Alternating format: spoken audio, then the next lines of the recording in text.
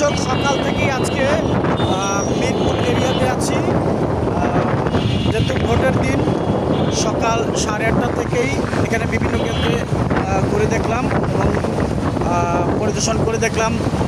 এখন পর্যন্ত যে কটা কেন্দ্রে ঘুরেছি, ভিজিট করেছি, কোথাও তেমন কোনো মানে ঝামেলা, গণ্ডগোল বা কোনো হতাহত কোনো কিছুই চোখে পড়েনি এবং সুষ্ঠুভাবেই সকাল থেকেই এখন পর্যন্ত ভোট চলছে।